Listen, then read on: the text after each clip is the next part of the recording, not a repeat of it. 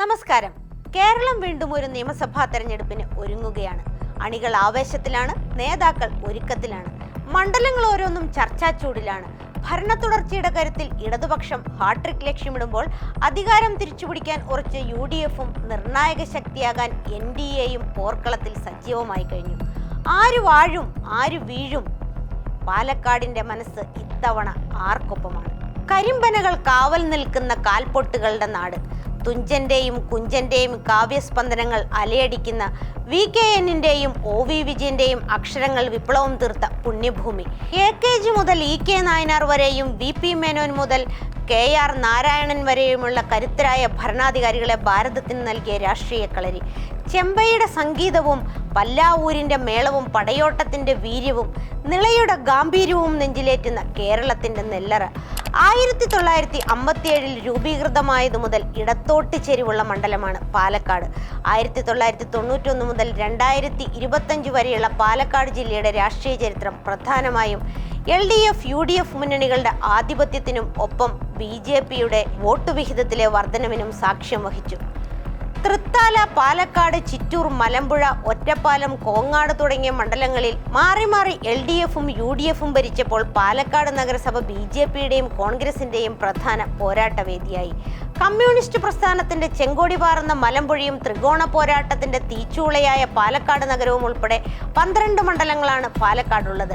1957 രൂപീകൃതമായതു മുതൽ ഇന്നുവരെയുള്ള പാലക്കാടൻ രാഷ്ട്രീയത്തിന്റെ വേരോട്ടവും മാറ്റങ്ങളും നോക്കാം. വിഷയമേതായാലും ആഴത്തിലുള്ള അറിവ് ലഭിക്കാൻ നാടാകെ തൃത്താലയിലെത്തിയിരുന്ന കാലമുണ്ടായിരുന്നു. വാദ്യം, വൈദ്യം, സാഹിത്യം, വേദം, തന്ത്രം എന്നിങ്ങനെ സമസ്ത അറിവിന്റെയും തമ്പുരാന്മാരുടെ നാട്. VT ഭട്ടതിരിപ്പാട്, അക്കിത്തം, MD വാസുദേവൻ നായർ, പൂമുള്ളി, ആറാം തമ്പുരാൻ തുടങ്ങി മഹാരഥന്മാരുടെ വലിയ നിര തന്നെയുണ്ട്. സാഹിത്യത്തോടുള്ള വാസന രാഷ്ട്രീയത്തോടും കാണിക്കുന്ന മണ്ണിൽ UDFും LDFും ശക്തം. വിജയിക്കാനായില്ലെങ്കിലും സജീവ സാന്നിധ്യമായി BJPയുമുണ്ട്. പക്ഷേ രാഷ്ട്രീയ പിന്തുണ ഉറച്ച താലത്തിൽ ഒരു മുന്നണിക്കും തൃത്താല നൽകിയിട്ടില്ല. പാലക്കാട് ജില്ലയിലെ പട്ടാമ്പി താലൂക്കിലെ ആനക്കര, ചാലിശ്ശേരി, കപ്പൂർ, നാഗലശ്ശേരി, പരതൂർ, പട്ടിത്തറ, തിരുമിറ്റക്കോട്, തൃത്താല എന്നീ ഗ്രാമപഞ്ചായത്തുകൾ ഉൾക്കൊള്ളുന്ന നിയമസഭാ മണ്ഡലമാണ് തൃത്താല നിയമസഭാ മണ്ഡലം. 1965 മുതൽ 1970 വരെയും 1980 മുതൽ 2006 വരെയും തൃത്താല നിയമസഭാ മണ്ഡലം പട്ടികജാതി സംവരണ മണ്ഡലമായിരുന്നു. 20 വർഷം CPM തുടർച്ചയായി വിജയിച്ച മണ്ഡലത്തെ 2011 കോൺഗ്രസിലെ VT ബൽറാം പിടിച്ചെടുത്തു. 10 വർഷത്തോളം തൃത്താലയെ നയിച്ച ബൽറാമിനെ കഴിഞ്ഞ തെരഞ്ഞെടുപ്പിൽ അട്ടിമറിച്ച് CPMലെ MP രാജേഷ് മണ്ഡലം പിടിച്ചെടുത്തു. പലയിടത്തും BJP പാർട്ടി കരുത്ത് വർദ്ധിപ്പിച്ചപ്പോഴും കഴിഞ്ഞ തവണ തൃത്താലയിലെ കാഴ്ച മറ്റൊന്നായിരുന്നു. 2016 തെരഞ്ഞെടുപ്പിൽ BJPയിലെ VT രമ 14,510 വോട്ട് നേടിയപ്പോൾ കഴിഞ്ഞ തവണ BJP സ്ഥാനാർത്ഥിയായ ശങ്കുട്ടി ദാസ് നേടിയത് വെറും 12,851 വോട്ടുകൾ മാത്രമാണ്. മന്ത്രിമണ്ഡലം എന്ന ഖ്യാതിയും വികസന നേട്ടങ്ങളും ഇത്തവണയും വിജയിപ്പിക്കുമെന്ന് കരുതുന്ന CPM രാജേഷിന് തന്നെ രണ്ടാം ഊഴം നൽകിയേക്കും. അതേസമയം PR വർക്കുകളല്ലാതെ മണ്ഡലത്തിൽ എടുത്തു പറയത്തക്ക വികസനമില്ലെന്ന് UDF പറയുന്നു. കഴിഞ്ഞ തവണ ന്യൂനപക്ഷ വോട്ടുകൾ ഭിന്നിച്ചതും BJPയിൽ നിന്ന് വോട്ടുകൾ CPMന് ചോർന്നതുമാണ് പരാജയ കാരണമായി UDF വിലയിരുത്തുന്നത്. VT ബൽറാം വീണ്ടും മത്സരിക്കണമെന്ന് ആവശ്യമുയരുമ്പോൾ മുൻ DCC പ്രസിഡന്റ് CV ബാലചന്ദ്രന്റെ പേരും ഉയർന്നു കേൾക്കുന്നുണ്ട്. ഭാരതപ്പുഴയുടെയും കുന്തിപ്പുഴയുടെയും അതിർത്തി പങ്കിടുന്ന പട്ടാമ്പി നഗരസഭയും കൊപ്പം, പുലിക്കല്ലൂർ, മുതുതല, ഓങ്ങല്ലൂർ, തിരുവേഗപ്പുറ, വല്ലപ്പുഴ, വിളയൂർ എന്നീ പഞ്ചായത്തുകളും ഉൾക്കൊള്ളുന്നതാണ് പട്ടാമ്പി നിയമസഭാ മണ്ഡലം. വലതിനെയും ഇടതിനെയും ഒരുപോലെ സ്നേഹിക്കുന്ന മനസ്സാണ് പട്ടാമ്പിക്ക്. അതുകൊണ്ട് തന്നെ ഒരാളുടെയും കുത്തക മണ്ഡലം എന്ന് പറയാൻ കഴിയാത്തൊരു മണ്ഡലമാണ് പട്ടാമ്പി. പട്ടാമ്പിയുടെ രാഷ്ട്രീയ ചരിത്രം EMS നമ്പൂതിരിപ്പാടിലൂടെയാണ് ലോകമറിഞ്ഞത്. കേരള രാഷ്ട്രീയത്തിലെ ചുവപ്പ് കോട്ടയെന്നും EMS എന്ന വിപ്ലവ സൂര്യനെ നിയമസഭയിലേക്ക് അയച്ച മണ്ണെന്നും വിശേഷണമുള്ള മണ്ഡലമാണ് പട്ടാമ്പി. CPI-ആയും CPM-ആയും EMS വിജയിച്ചു കയറിയത് ഈ മണ്ഡലത്തിൽ നിന്നാണ്. പിന്നീട് പട്ടാമ്പിയിൽ മൂവർണ്ണക്കൊടി പാറി 15 വർഷങ്ങൾക്ക് ശേഷം 2016 P മുഹമ്മദ് മുഹ്സിനിലൂടെ മണ്ഡലം ഇടതുമുന്നണി തിരിച്ചുപിടിച്ചു. ഇത്തവണ പട്ടാമ്പിയിൽ പോരാട്ടമുറുകുന്നത് മുന്നണികൾക്കുള്ളിലെ സീറ്റ് ചർച്ചകളെ കൂടി ബാധിച്ചായിരിക്കും. UDFിൽ പട്ടാമ്പി സീറ്റിനെ ചൊല്ലി വലിയ തർക്കങ്ങൾ നിലനിൽക്കുന്നുണ്ട്. പട്ടാമ്പി സീറ്റ് മുസ്ലിം ലീഗിന് നൽകാനും പകരം ലീഗിന്റെ കൈവശമുള്ള കോങ്ങാട് കോൺഗ്രസ് ഏറ്റെടുക്കാനും പ്രാഥമിക ധാരണയുണ്ടായതായി റിപ്പോർട്ടുകളുണ്ട്. വർഷങ്ങളായി കോൺഗ്രസ് ഭരിക്കുന്ന സീറ്റ് വിട്ടു നൽകുന്നതിനെതിരെ പ്രാദേശിക നേതാക്കളും മുൻ MLA CP മുഹമ്മദും രംഗത്തെത്തിയിട്ടുണ്ട്. കഴിഞ്ഞ 2 തവണയും മണ്ഡലം നിലനിർത്തിയ CPI മുഹമ്മദ് മുഹ്സിന്റെ ജനപ്രീതിയിൽ തന്നെയാണ് വിശ്വസിക്കുന്നത്. LDF കോട്ടകൾ ഭദ്രമാണെന്നും വികസന പ്രവർത്തനങ്ങൾ വോട്ടായി മാറുമെന്നും LDF പ്രതീക്ഷിക്കുന്നുണ്ട്. തദ്ദേശ തെരഞ്ഞെടുപ്പിൽ UDF കാഴ്ചവെച്ച മുന്നേറ്റം അവർക്ക് പ്രതീക്ഷയും നൽകുന്നുണ്ട്. EMSന്റെ പാരമ്പര്യമുള്ള ചുവപ്പ് മണ്ണിൽ ഇത്തവണ കരുത്ത് തെളിയിക്കാൻ UDFും കോട്ട കാക്കാൻ LDFും നേർക്കുനേർ പോരാട്ടത്തിലാണ്. ഇടത് KPCCയുടെ ആസ്ഥാനവും രാഷ്ട്രീയ തന്ത്രങ്ങളുടെ വാർ റൂമും എന്നാണ് ഷൊർണൂർ മണ്ഡലത്തെ വിശേഷിപ്പിക്കുന്നത്. ഒരു കാലത്ത് കോൺഗ്രസിലെ സോഷ്യലിസ്റ്റ് ആശയക്കാരുടെ പ്രധാന കേന്ദ്രമായിരുന്നതിനാലാണ് ഷൊർണൂരിനെ ഇടത് KPCCയുടെ ആസ്ഥാനമെന്ന് വിശേഷിപ്പിക്കുന്നത്. സ്വാതന്ത്ര്യ സമരകാലത്തും പിന്നീട് കേരള രൂപീകരണ വേളയിലും കോൺഗ്രസിനുള്ളിലെ ഇടതുപക്ഷ ചിന്താഗതിക്കാർ തന്ത്രങ്ങൾ മെനഞ്ഞിരുന്നത് ഇവിടെയായിരുന്നു. ഭാരതപ്പുഴയുടെ തീരത്തുള്ള ഈ പ്രദേശം രാഷ്ട്രീയ പ്രക്ഷോഭങ്ങളുടെ പ്രധാന വേദിയായി പ്രവർത്തിച്ചു. പഴയ പട്ടാമ്പി മണ്ഡലത്തിന്റെ ഭാഗമായിരുന്ന ഷൊർണൂർ മണ്ഡല പുനർനിർണയത്തിന് ശേഷമാണ് പ്രത്യേക മണ്ഡലമായത്. ഷൊർണൂർ രൂപീകൃതമായ ശേഷം നടന്ന 3 തെരഞ്ഞെടുപ്പുകളിലും ഇടതുകോട്ട തകർക്കാൻ UDFനോ NDAക്കോ സാധിച്ചിട്ടില്ല. നിലവിലെ MLA P മമ്മിക്കുട്ടിയുടെ നേതൃത്വത്തിൽ ശക്തമായ സ്വാധീനം മണ്ഡലത്തിലുണ്ട്. വികസന പ്രവർത്തനങ്ങളും സംഘടനാ സംവിധാനവും ഇടതിന് മുൻതൂക്കം നൽകുന്നുണ്ട്. മണ്ഡലം തിരിച്ചുപിടിക്കാനുള്ള ശ്രമത്തിലാണ് കോൺഗ്രസ് നേതൃത്വം. കഴിഞ്ഞ തവണ 2ാം സ്ഥാനത്തെത്തിയ TH ഫിറോസ് ബാബുവിനെ കേന്ദ്രീകരിച്ച് പ്രവർത്തനങ്ങൾ നടക്കുന്നുണ്ട്. ഷൊർണൂർ നഗരസഭയിലും പരിസരങ്ങളിലും BJPക്ക് വ്യക്തമായ സ്വാധീനമുണ്ട്. 2021 സന്ദീപ് വാര്യർ നേടിയ വോട്ടുകൾ മണ്ഡലത്തിൽ BJPയുടെ വളർച്ചയെ സൂചിപ്പിക്കുന്നുണ്ട്. റെയിൽവേ വികസനം, ഭാരതപ്പുഴ സംരക്ഷണം, കാർഷിക പ്രശ്നങ്ങൾ എന്നിവയാണ് വരാനിരിക്കുന്ന തെരഞ്ഞെടുപ്പുകളിൽ ഷൊർണൂരിൽ പ്രധാന ചർച്ചാ വിഷയങ്ങളാവുക. മലമ്പുഴ പിറന്ന നാൾ മുതൽ ഇങ്ങോട്ട് എന്നും ഇടതിനൊപ്പം നിന്ന് ചരിത്രമുള്ള മണ്ഡലമാണ് മലമ്പുഴ. പാലക്കാട് ജില്ലയിലെ പാലക്കാട് താലൂക്കിലെ അകത്തേത്തറ, എലപ്പുള്ളി, കൊടുമ്പ്, മലമ്പുഴ, മരുത റോഡ്, മുണ്ടൂർ, പുതുശ്ശേരി, പുതുപ്പരിയാരം എന്നീ ഗ്രാമപഞ്ചായത്തുകൾ ഉൾക്കൊള്ളുന്ന നിയമസഭാ മണ്ഡലമാണ് മലമ്പുഴ നിയമസഭാ മണ്ഡലം. 1967 മലമ്പുഴ മണ്ഡലം രൂപീകൃതമാകുന്നത്. 3ാം നിയമസഭയിലേക്ക് നടന്ന ആ തെരഞ്ഞെടുപ്പിൽ MP കുഞ്ഞിരാമനാണ് മണ്ഡലത്തിൽ നിന്ന് വിജയിച്ചത്. 1969 1970 V കൃഷ്ണദാസും മണ്ഡലത്തിൽ നിന്ന് തിരഞ്ഞെടുക്കപ്പെട്ടു. 1977 PV കുഞ്ഞിരാമൻ നായർ ജയിച്ചപ്പോൾ 1980 1982 ജയം EK നായനാർക്കൊപ്പമായിരുന്നു. പിന്നീട് നടന്ന 3 നിയമസഭാ തെരഞ്ഞെടുപ്പുകളിലും നായനാർ മണ്ഡലം മാറിയപ്പോൾ T ശിവദാസ മേനോനെയും മലമ്പുഴ വിജയിപ്പിച്ചു. 2001 മുതൽ VS അച്യുതാനന്ദനാണ് മലമ്പുഴയെ നിയമസഭയിൽ പ്രതിനിധീകരിക്കുന്നത്. പാർട്ടിക്ക് അടിതെറ്റിയപ്പോഴും നായനാരെ കൈവിടാത്ത മലമ്പുഴ 1980 മലമ്പുഴയിൽ നിന്ന് വിജയിച്ച EK നായനാർ മുഖ്യമന്ത്രി കസേരയിലാണ് എത്തിയത്. ആ തിരഞ്ഞെടുപ്പിൽ CPMും ഇടതുമുന്നണിയും വലിയ നേട്ടം സ്വന്തമാക്കിയപ്പോൾ പാർട്ടി മുഖ്യമന്ത്രിയായി തെരഞ്ഞെടുത്തത് നായനാരെയായിരുന്നു. മലമ്പുഴ മണ്ഡലം തുടർച്ചയായി 4 തവണയും VS അച്യുതാനന്ദനൊപ്പം നിന്നു. 2001 2011 പ്രതിപക്ഷ നേതാവായപ്പോഴും 2006 മുഖ്യമന്ത്രിയായപ്പോഴും അച്യുതാനന്ദനെ നിയമസഭയിൽ എത്തിച്ചത് മലമ്പുഴയായിരുന്നു. അച്യുതാനന്ദന് മുമ്പ് T ശിവദാസ മേനോനെയും 3 തവണ മലമ്പുഴ നിയമസഭയിൽ എത്തിച്ചു. 1ാം EK നായനാർ മന്ത്രിസഭയിൽ ധനകാര്യമന്ത്രിയായും 2ാം നായനാർ മന്ത്രിസഭയിൽ വൈദ്യുതി മന്ത്രിയായും അദ്ദേഹം പ്രവർത്തിച്ചു. ഒറ്റപ്പാലത്തിന്റെ രാഷ്ട്രീയ ചരിത്രം കേരളത്തിന്റെ മൊത്തത്തിലുള്ള രാഷ്ട്രീയ രൂപീകരണവുമായി അഭേദ്യമായി ബന്ധപ്പെട്ടിരിക്കുന്നു. ബ്രിട്ടീഷ് ഭരണകാലം മുതൽക്കേ ദേശീയ പ്രസ്ഥാനത്തിന്റെ പ്രധാന കേന്ദ്രങ്ങളിൽ ഒന്നായിരുന്നു ഈ പ്രദേശം. ഒറ്റപ്പാലത്തിന്റെ രാഷ്ട്രീയ ചരിത്രത്തിലെ ഏറ്റവും സുപ്രധാനമായ ഏട് 1921 കോൺഗ്രസ് സമ്മേളനമാണ്. അതുവരെ മലബാർ, കൊച്ചി, തിരുവിതാംകൂർ എന്നിവിടങ്ങളിൽ വെവ്വേറെ പ്രവർത്തിച്ചിരുന്ന കോൺഗ്രസ് കമ്മിറ്റികളെ ഏകോപിപ്പിച്ച് കേരള പ്രദേശ് കോൺഗ്രസ് കമ്മിറ്റി രൂപീകരിച്ചത് ഈ സമ്മേളനത്തിലാണ്. പ്രശസ്ത സ്വാതന്ത്ര്യ സമര സേനാനി T പ്രകാശം ആയിരുന്നു ഈ സമ്മേളനത്തിന്റെ അധ്യക്ഷൻ. ഭാഷാടിസ്ഥാനത്തിൽ ഒരു ഐക്യ കേരളം വേണമെന്ന ആവശ്യം ഔദ്യോഗികമായി ആദ്യമായി ഉയർന്നു വന്നത് ഈ സമ്മേളനത്തിൽ വെച്ചായിരുന്നു. ബ്രിട്ടീഷ് മലബാറിന്റെ ഭാഗമായിരുന്ന ഒറ്റപ്പാലം തെക്കേ മലബാറിന്റെ ഭരണകേന്ദ്രമായിരുന്നു. ഖിലാഫത്ത് പ്രസ്ഥാനവുമായും നിസ്സഹകരണ പ്രസ്ഥാനവുമായും ബന്ധപ്പെട്ട് നിരവധി സമരങ്ങൾ ഇവിടെ നടന്നിട്ടുണ്ട്. മുൻ ഇന്ത്യൻ രാഷ്ട്രപതി KR നാരായണൻ 3 തവണ ഒറ്റപ്പാലം ലോക്സഭാ മണ്ഡലത്തെ പ്രതിനിധീകരിച്ചാണ് പാർലമെന്റിലെത്തിയത്.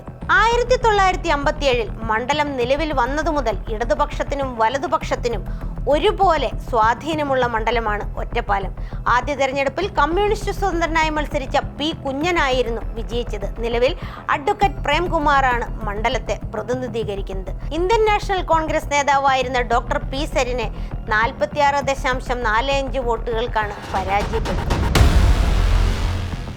2008 പുനർനിർണയത്തിന് ശേഷമാണ് കോങ്ങാട് മണ്ഡലം രൂപീകൃതമാകുന്നത്. കുടിയേറ്റ കർഷകരേറെയുള്ള പ്രക്ഷോഭങ്ങളും നാടുവാഴിത്തരത്തിനെതിരായ സമരങ്ങളും സോഷ്യലിസ്റ്റ് ചിന്തയും നക്സലിസവുമെല്ലാം ഉൾച്ചേർന്ന രാഷ്ട്രീയ ചരിത്രമുള്ള ഭൂമികയെന്നാണ് കോങ്ങാടിനെ അടയാളപ്പെടുത്തുന്നത്. പാലക്കാട് ജില്ലയിലെ മണ്ണാർക്കാട് താലൂക്കിലെ കാഞ്ഞിരപ്പുഴ, കാരാക്കുറിശി, തച്ചമ്പാറ, കരിമ്പ്ര എന്നീ ഗ്രാമപഞ്ചായത്തുകളും പാലക്കാട് താലൂക്കിലെ കേരളശ്ശേരി, കോങ്ങാട്, മങ്കര, മണ്ണൂർ, പറളി എന്നീ ഗ്രാമപഞ്ചായത്തുകളും ഉൾക്കൊള്ളുന്ന നിയമസഭാ മണ്ഡലമാണ് കോങ്ങാട്. പാലക്കാട് ലോക്സഭാ മണ്ഡലത്തിന്റെ ഭാഗമായ കോങ്ങാട് ആദ്യ തിരഞ്ഞെടുപ്പിനെ നേരിടുന്നത് 2011 13ാം നിയമസഭയിലേക്ക് നടന്ന പോരാട്ടത്തിൽ മുതിർന്ന നേതാവ് KV വിജയദാസിനെയാണ് കന്നി അംഗത്തിന് CPM മണ്ഡലത്തിലിറക്കിയത്. 3565 വോട്ടുകളുടെ ഭൂരിപക്ഷത്തിൽ 2011 കടമ്പ കടന്ന വിജയദാസ് 2016 ഭൂരിപക്ഷം 13271 ഉയർത്തി. ഇത്തവണ പരാജയപ്പെടുത്തിയത് പന്തളം സുധാകരനെയായിരുന്നു.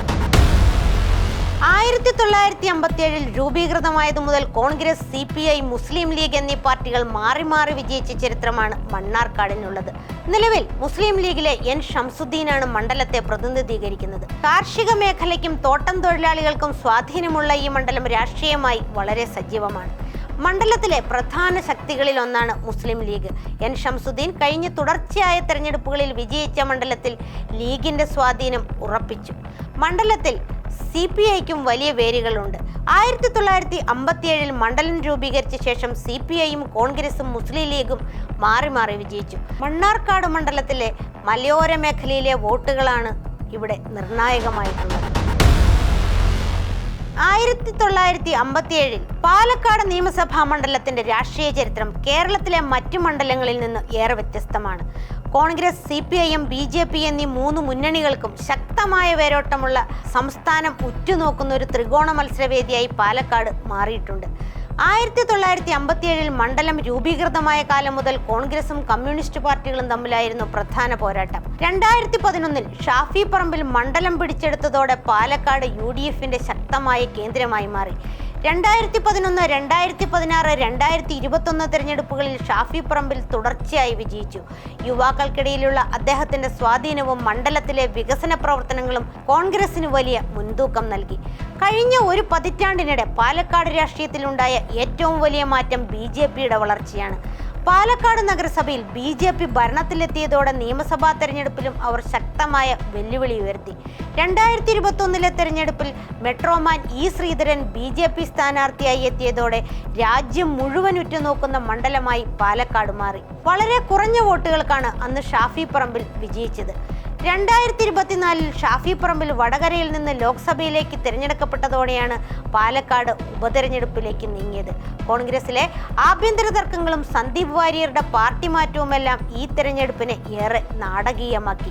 നിലവിൽ രാഹുൽ മാങ്കൂട്ടത്തിലാണ് ഈ മണ്ഡലത്തെ പ്രതിനിധീകരിക്കുന്നത്. ഒരു മുന്നണികൾക്കും ഇക്കുറി കാര്യങ്ങൾ എളുപ്പമാകില്ല എന്ന സൂചനയാണ് പാലക്കാട് നൽകുന്നത്.